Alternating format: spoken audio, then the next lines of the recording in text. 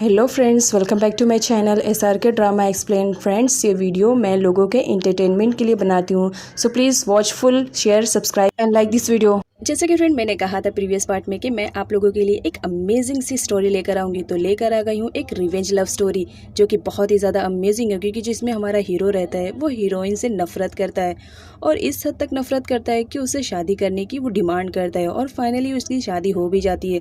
लेकिन after marriage वो उसको बहुत ज़्यादा टॉर्चर करता है, जिसकी वजह से हमारी हीरोइन बहुत ज़्यादा हर्ट होती है और फाइनली यहाँ पर हमारी हीरोइन डिसाइड करती है कि वो उसे छोड़कर चली जाएगी। तभी हमारे हीरो को रियलाइज़ होता है कि वो तो उस लड़की से प्यार करने लगा है। वो उसे रोकने की कोशिश करता है लेकिन बहुत ज़्यादा देर हो चुकी थी, क्योंकि हीरोइन ने डिसाइड कर लिया था कि वो उसे छोड़कर जाएगी। तो देखते हैं इस ड्रामे में क्या हमारे हीरो को हमारी हीरोइन मिल पाती है या नहीं। यहाँ पर कॉन्ग को दिखाया जाता है जो नियोंग को कह रहा होता है कि वो घर जाए, लेकिन नियोंग घर जाने के लिए रेडी ही नहीं रहती है। यहाँ पर नियोंग उसे टीज करने की कोशिश करती है ताकि वो उसे चिढ़े और उस पर गुस्सा करे और वो डिवोर्स देने के लिए रेडी हो जाए, लेकिन यहाँ पर कॉन्ग को दिखाया जाता है वो तो उसे डिवोर्स देने के लिए रेडी ही नहीं रहता है। अब यहाँ पर वो उसे घर ले जाने लगता है तो तोर आता है, तो जो कॉन्ग रहता है वो तोर को हिट करता है और कहता है कि ये हम दोनों के बीच का मामला है, तुम्हें आने की ज़रूरत नहीं है, और ज़बरदस्ती उसे कार में बिठाकर वहाँ से लेकर जाता है। अब यहाँ पर तोर को दिखाया जाता है वो भी कॉन्ग की कार का पीछा करता है, क्योंकि उस कार में नियोंग बैठी हुई रहती है। अब यहाँ पर दिखाया जाता है जो हमारा कॉन्ग रहता है वो नियोंग को बोलता है तुम चुपचाप सीधे से बैठो, अदरवाइज देख लेना तौर का भी मैं बुरा हाल कर दूंगा। मैं तुमसे जितना कहता हूँ कि तुम उस लड़के से दूर रहो, लेकिन तुम उतना ही उसके करीब जाती हो। अब यहाँ पर दिखाया जाता है जो कॉन्ग रहता है वो डायरेक्शन चेंज कर लेता है, जिसकी वजह से तौर उसकी कार को फॉलो नहीं कर पाता है। अब यहाँ पर दिखाया जाता है जो कॉन्ग रहता है वो बहुत ज़्यादा खुश हो जाता है कि चलो फाइनली मैंने उसे पीछे तो कर दिया। यहाँ पर वो नियोंग को बोलता है देखो आज मैंने क्या किया, तुम कसीनो में रहना चाह रही थी लेकिन देखो मैं तुम्हें ज़बरदस्ती लेकर आ गया हूँ। अब इस बात पर नियोंग गुस्सा कर रही होती है और उससे कहती है कि तुम्हारी हिम्मत कैसे हुई मुझे इस तरह लाने के लिए। यहाँ पर जो कॉन्ग रहता है वो नियोंग को बोलता है तुम तौर के करीब रहती हो, इस वजह से मुझे बहुत ज़्यादा जेलेसी फील होती है। लेकिन जो हमारी नियोंग रहती है वो बोलती है कि अगर तुम्हें जेलेसी फील हो रही है तो तुम मुझे डिवोर्स क्यों नहीं दे देते। अब यहाँ पर जो कॉन्ग रहता है वो बोलता है अभी मेरा रिवेंज पूरा कहाँ हुआ है, अभी तो तुमसे बहुत सारा रिवेंज लेना है, तो इतने जल्दी मैं तुम्हें डिवोर्स नहीं दूंगा। यहाँ पर वो उसे ज़बरदस्ती किस कर लेता है, तो जो नियोंग रहती है वो गुस्से में उसे हिट करती है और कहती है कि तुम्हारी हिम्मत कैसी हुई मुझे किस करने के लिए। अब कॉन्ग को दिखाया जाता है इस बात पर वो और ज़्यादा एंग्री हो जाता है और दोबारा से नियोंग को किस करने लगता है, जिस पर नियोंग उसे दोबारा थप्पड़ जड़ देती है और कहती है कि मैंने कहा ना मुझे डिवोर्स दे दो, मुझे तुमसे आज़ादी चाहिए। लेकिन जो कॉन्ग रहता है वो कहता है मैं तुम्हें किसी भी हालत में अभी डिवोर्स नहीं दूंगा क्योंकि मेरा मूड नहीं है। यहाँ पर जो हमारी नियोंग रहती है गुस्से में कार से निकल जाती है और टैक्सी रुकाकर टैक्सी में बैठकर वहाँ से चली जाती है। कॉन्ग उसे रोकने की कोशिश करता है लेकिन नियोंग उसकी एक भी नहीं सुनती है और वहाँ से चली जाती है। इधर कॉन्ग को दिखाया जाता है जो नियोंग को खो देने के डर से बहुत ज़्यादा अपसेट हो जाता है और सोचता है कि किसी भी तरह मुझे नियोंग को हासिल करना है। अब नेक्स्ट सीन में त्यानशाई और टिन को दिखाया जाता है जो कॉन्ग के घर पे आए हुए थे। नियोंग के कहने पर वो नियोंग का सामान वहाँ से लेके जा रहे होते हैं, लेकिन कॉन्ग उन्हें सामान ले जाने से मना करता है और कहता है कि नियोंग मेरी वाइफ है तो मेरी मर्जी के बगैर उसका सामान ले जाने की किसने हिम्मत की है। जिस पर एम कहती है मैं उसकी फ्रेंड हूँ, तुम इतना टॉर्चर करते हो, उसे इतना ज़्यादा परेशान कर रहे हो, इस वजह से उसने डिसाइड किया है कि वो तुम्हारे साथ नहीं रहेगी और जितनी जल्दी हो सके मेरे फ्रेंड को डिवोर्स दे दो। जिस पर त्यानशाई भी कहता है तुमने रिवेंज लेने के चक्कर में उसे बहुत ज़्यादा हर्ट कर दिया है, इतना ज़्यादा कि वो अब तुम्हारे साथ एक पल भी रुकना गवारा नहीं करेगी। और ये कहकर वो उसका सामान लेकर वहाँ से चले जाते हैं। टिन जाते जाते कॉन्ग से कहते हैं कि मुझे यकीन नहीं हो रहा है कि तुम मेरे ही फ्रेंड हो, तुम किसी लड़की को इस तरह से टॉर्चर करोगे ये मैंने कभी सोचा नहीं था। अब यहाँ पर रत्ना को दिखाया जाता है जो कॉन्ग को एग्री करने की कोशिश करती है कि वो नियोंग को डिवोर्स दे दे, लेकिन यहाँ पर कॉन्ग साफ मना कर देता है और कहता है कि मैं नियोंग को कभी भी डिवोर्स नहीं दूंगा क्योंकि मैं उससे बहुत ज़्यादा प्यार करता हूँ।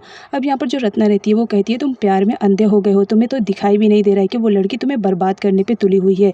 लेकिन जो कॉन्ग रहता है वो रत्ना को इग्नोर करके वहाँ से चला जाता है। अब नेक्स्ट सीन में यहाँ पर दिखाया जाता है जो लॉन्ग की मॉम रहती है उनके घर से सारा सामान निकाला जा रहा था क्योंकि उन्होंने लोन पे जो सामान लिया था वो लोन पे ना होने की वजह से सारे सामान वो रिटर्न लेकर जा रहे थे। अब यहाँ पर जो लॉन्ग आती है वो पूछती है अपनी मॉम से कि ये सब क्या हो रहा है, जिस पर उसकी मॉम बताती है कि जो हमने लोन लिया था वो हम पे नहीं कर पाए, इसकी वजह से हमारे घर के सामान को वो लेकर जा रहे हैं। जिस पर लॉन्ग अपनी मॉम को तसल्ली दिलाती है और नेक्स्ट सीन में वो सीधा मिलने आती है रत्ना से और रत्ना को कहती है कि तुम जितनी जल्दी हो सके कॉन्ग और नियोंग का डिवोर्स कराओ, क्योंकि तुम जान रही हो जितने दिन गुजरेंगे उन लोगों का रिश्ता और ज़्यादा मजबूत होते जाएगा। आज वो लोग ज़रूर लड़ रहे हैं, लेकिन एक ना एक दिन ज़रूर आएगा जब वो दोनों एक दूसरे से प्यार करेंगे, तो इससे बेटर रहेगा कि उनका डिवोर्स जल्दी करवाया जाए।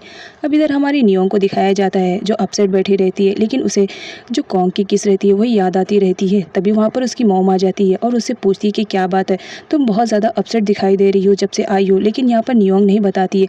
अब यहाँ पर जो तौर रहता है वो नियोंग से पूछता है कि तुमने कॉन्ग से बात किया है डिवोर्स के लिए, क्या वो तुम्हें डिवोर्स देने के लिए रेडी है। जिस पर नियोंग कहती है कि मैंने तो कोशिश करी लेकिन मैं नाकाम रही, वो तो मुझे डिवोर्स देने के लिए रेडी ही नहीं हो रहा है और कह रहा है कि मुझसे और रिवेंज लेना बाकी है, इस वजह से शायद वो मुझे डिवोर्स नहीं दे रहा है। यहाँ पर जो टीन और त्यानशाई रहते हैं वो उसे बताते हैं कि तुम्हें कुछ ऐसा करना चाहिए जिसकी वजह से वो तुम्हें जल्दी डिवोर्स दे। अब यहाँ पर हमारे नियोंग को दिखाया जाता है जो ऑफिस में आ चुकी हुई होती है, वो कॉन्ग को हर्ट करना चाहती थी और जितनी जल्दी हो सके डिवोर्स लेना चाह रही होती है। इस वजह से वो कसिनो के मैनेजर को अपने पास बुलाती है और उसे बताती है कि मैं कसिनो के रूल्स एंड रेगुलेशन को चेंज करने वाली हूँ। तो यहाँ पर जो मैनेजर रहता है उसे ऐसा करने से मना करता है। यहाँ पर नियोंग बोलती है कि अगर तुम्हें याद नहीं है तो मैं याद दिला दूँ, इस कसिनो की मैं ओनर हूँ, इसके अकॉर्डिंग मैं यहाँ के रूल्स एंड रेगुलेशन को चेंज कर सकती हूँ। जिस पर मैनेजर बोलता है कि कॉन्ग सर तो अभी आए नहीं है, जब वो आ जाएंगे तो आप मिलकर डिसाइड कर लीजिएगा। जिस पर नियोंग बोलती है कि ये मेरा डिसीजन है, मैं यहाँ के रूल्स एंड रेगुलेशन को चेंज करना चाहती हूँ। लेकिन मैनेजर मना करता है, जिस पर इम और तोर दोनों ही नियोंग की साइड रहते हैं और कहते हैं कि नियोंग तुम्हारी ओनर है तो वो जैसा कह रही है तुम्हें वैसा ही करना चाहिए। अब यहाँ पर दिखाया जाता है मैनेजर को ना चाहते हुए भी मानना पड़ता है, बट वो कहता है कि रूल्स एंड रेगुलेशन चेंज करने के लिए भी मुझे कॉन्ग सर की परमिशन लेनी पड़ेगी, एक बार उन्हें तो इन्फॉर्म करना ही पड़ेगा। जिस पर इम बोलती है हाँ तो कर लेना ना, इसमें क्या प्रॉब्लम है। यहाँ पर दिखाया जाता है जेनी और प्रे के चमचे वहाँ पर ये सारी बातें सुन रहे होते हैं। वो दोनों जाते हैं प्रे के पास। यहाँ पर दिखाया जाता है वो दोनों प्रे को बताती है कि जो नियोंग आई हुई है वो कसिनो के रूल्स एंड रेगुलेशन को चेंज करने वाली है। यहाँ पर जो प्रे रहती है वो बोलती है अच्छा आइडिया है, इसके थ्रू मैं कॉन्ग को भड़का सकती हूँ, तो क्यों ना ये न्यूज़ मैं कॉन्ग को पहले दूँ। यहाँ पर दिखाया जाता है वो जाती है कॉन्ग के पास और उसे बताती है कि तुम्हें मालूम है तुम्हारी वाइफ यहाँ पर आकर क्या क्या हंगामे मचा रही है और सुनाई में आ रहा है कि वो कसिनो के रूल्स एंड रेगुलेशन को भी चेंज करने वाली है। इधर नियोंग को दिखाया जाता है जो ऑफिस में बैठे रहती है, तभी उसके दिमाग में एक आइडिया आता है, वो फटाफट उस पर एग्जीक्यूट करना स्टार्ट करती है।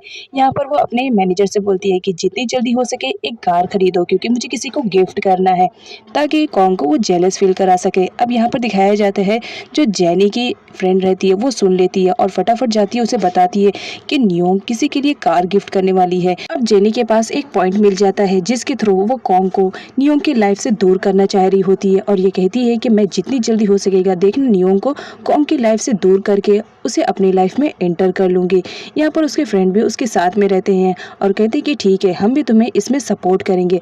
अब नेक्स्ट सीन में जाती है जेनी कॉन्ग से मिलने के लिए, जहाँ पर तो प्रे ने उसे पहले भड़का दिया था। यहाँ पर वो बताती है कि तुम्हारी वाइफ किसी को गिफ्ट में कार देने वाली है, क्या तुम्हें मालूम है? अगर मालूम नहीं है तो चलो मैं तुम्हें प्रूफ दे देती हूँ। और यहाँ पे दिखाया जाता है हमारी नियोंग ने कार को ख़रीद लिया होता है। यहाँ पर वो तौर को बोलती है कि ये कार मैं तुम्हें गिफ्ट कर रही हूँ तो प्लीज़ मना मत करना है और इसे ले लेना। यहाँ पर तौर मना करता है, लेकिन नियोंग बोलती है ये मेरे प्लान का एक पार्ट है, तुम्हें मेरा सपोर्ट करना पड़ेगा ताकि मैं कॉन्ग से जल्द डिवोर्स ले पाऊँ। अब यहाँ पर जो तौर रहता है वो नियोंग की हेल्प करने के चक्कर में वो ले लेता है। यहाँ पर नियोंग बोलती है कि ये कार मैं तुम्हारे नाम पर कर रही हूँ तो ये बेटर रहेगा कि तुम ही इस पर साइन करो। अब नियोंग के कहने पर तौर तो इनकार करने वाला नहीं रहता है तो वो साइन कर देता है और यहाँ पर जो नियोंग रहती है वो की भी उसके हाथ में दे देती है और कहती है कि आज से तुम ही इस कार के ओनर हो। तभी वहाँ पर जेनी और प्रे दोनों कॉन्ग को लेकर पहुंच जाती है। यहाँ पर जेनी कॉन्ग से कहती है कि मैंने कहा था ना कि तुम्हारी वाइफ किसी को कार गिफ्ट करने वाली है, और ये तौर है, मुझे नहीं मालूम था। चलो अच्छा है तुम्हारे सामने पूरी सच्चाई तो आ गई। कॉन्ग नियोंग के पास जाता है और उससे कहता है कि तुम ये सब क्यों कर रही हो। जिस पर नियोंग कहती है अगर तुम्हें बुरा लग रहा है तो तुम मुझे डिवोर्स क्यों नहीं देते हो। अगर तुम अपनी लाइफ में शांति चाह रहे हो तो जितनी जल्दी हो सके मुझे डिवोर्स दे दो, मैं तुमसे दूर हो जाऊंगी तो तुम्हें अपने आप शांति मिल जाएगी। लेकिन यहाँ पर कॉन्ग कहता है कि कुछ भी हो जाए मैं तुम्हें डिवोर्स नहीं दूंगा। यहाँ पर जो जेनी रहती है वो कॉन्ग को समझाने की कोशिश करती है अगर तुम्हारी वाइफ तुमसे डिवोर्स लेना चाह रही है तो तुम्हें दे देना चाहिए, अदरवाइज ये तुम्हारे पैसे को ऐसे ही बर्बाद करती रहेगी। लेकिन कॉन्ग किसी की नहीं सुनता है। वो नियोंग के पास जाता है और उससे कहता है कि चाहे कुछ भी हो जाए मैं किसी भी हालत में तुम्हें डिवोर्स नहीं दूंगा। अभी अभी तो हमारी न्यू शादी हुई है और तुम इतनी जल्दी डिवोर्स ले रही हो, मैं किसी भी हालत में तुम्हें डिवोर्स नहीं दूंगा क्योंकि अभी तो हमारी हैप्पी लाइफ तो पूरी पड़ी है जो हम दोनों को एक साथ गुजारनी है। नियोंग कहती है कि मैं तुमसे कितनी बार कह चुकी हूँ, मुझे तुम्हारे साथ टाइम स्पेंड नहीं करना है और तुम्हारे साथ तो रिलेशनशिप में रहना ही नहीं है, इसीलिए मैं कह रही हूँ जितनी जल्दी हो सके मुझे डिवोर्स दे दो। लेकिन कॉन्ग साफ इनकार कर देता है और कहता है कि मैं किसी भी हालत में तुम्हें डिवोर्स नहीं दूंगा, चाहे तुम कुछ भी कर लो, और मुझे मालूम है तुम ये सब डिवोर्स के लिए कर रही हो ना, किसी भी हाल में तुम्हें डिवोर्स नहीं मिलेगा, इतना याद रखना। अब नियोंग को गुस्सा आ रहा था कि उसने इतना सारा प्लान किया और वो सारा प्लान फ्लॉप होते जा रहा है। यहाँ पर पीट को दिखाया जाता है जो अपनी बेटी को बहुत देर से कॉल कर रही होती है क्योंकि नियोंग अभी तक घर नहीं आई थी, तो वो परेशान हो रही होती है। जहाँ पर त्यानशाई आकर उसे बोलता है कि नियोंग अब बड़ी हो चुकी है, वो अपना ख्याल खुद रख सकती है और तुम्हें मालूम है उसके साथ तौर भी है, तो तुम्हें फिक्र करने की ज़रूरत नहीं है। अब यहाँ पर पेट थोड़ा रिलैक्स होती है। अब नेक्स्ट सीन में नियोंग को दिखाया जाता है जो इम से बात कर रही होती है और उससे कहती है कि मैंने इतना प्लान किया, लेकिन कॉन्ग ने सारे प्लान पर मेरे पानी फेर दिया, वो तो मुझे डिवोर्स देने के लिए रेडी ही नहीं हो रहा है। लग रहा है मुझे कुछ न्यू करना पड़ेगा ताकि कॉन्ग जल्द से जल्द मुझे डिवोर्स दे दे। अब यहाँ पर सीन कॉन्ग का दिखाया जाता है जो अपसेट बैठा ड्रिंक कर रहा होता है। तभी वहाँ पर रत्ना आती है और उससे कहती है मैंने सुना है नियोंग कसिनो के रूल्स एंड रेगुलेशन को चेंज करने वाली है, तुम कर क्या रहे हो, तुम्हारे होते हुए कसिनो में ये सब हो रहा है, मुझे उम्मीद नहीं थी। अगर वो मिडिल क्लास लड़की तुमसे डिवोर्स चाह रही है तो तुम डिवोर्स क्यों नहीं देते हो। कॉन्ग मना करता है कि मैं उसे डिवोर्स नहीं दूंगा। अब नेक्स्ट सीन में नियोंग को दिखाया जाता है जो अपसेट रहती है और अपना आइडिया सोचती रहती है कि ऐसा कौन सा आइडिया मैं अपनाऊं जिसके थ्रू कॉन्ग मुझे डिवोर्स दे दे। तभी उसके माइंड में एक आइडिया आता है और वो उस पर काम करना शुरू कर देती है।